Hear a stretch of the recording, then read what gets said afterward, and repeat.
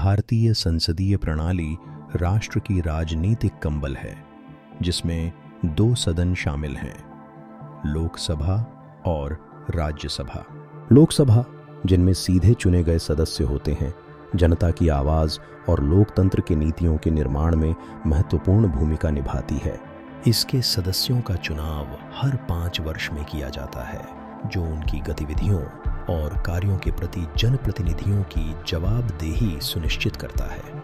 वहीं राज्यसभा, जिसे ऊपरी सदन कहा जाता है, उच्च सदस्यों से बनी होती है, जिनका चुनाव विभिन्न राज्य विधानसभाएं और राष्ट्रपति करते हैं।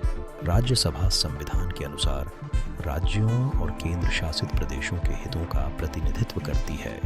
इसकी विशेषता यह है कि इसके सदस्यों का प्रवास निरंतर होता है, जिससे हमेशा नए विचार और अनुभव संसद में आते रहते हैं। भारतीय संसद की कार्यप्रणाली लोकतंत्र के नीतियों के निर्माण में महत्वपूर्ण होती है। संसद के अधिवेशन आयोजित होते हैं, जहां विभिन्न विधेयकों पर चर्चा की जाती है।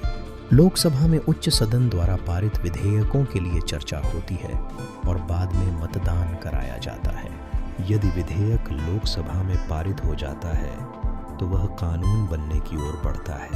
संसद का कार्य सिर्फ विधायिका के निर्माण तक ही सीमित नहीं है, यह कार्यपालिका और न्यायपालिका पर निगरानी रखने का भी कार्य करती है। संसद में प्रश्नकाल, जहां सांसद विभिन्न मुद्दों पर अपने सवाल पूछते हैं, पारदर्शिता और उत्तरदायिता को सुनिश्चित करता है।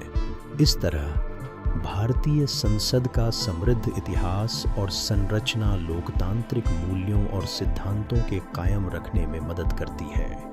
यह नागरिकों के अधिकारों की रक्षा करने तथा उनके कल्याण के लिए नीतियों का निर्माण करती है।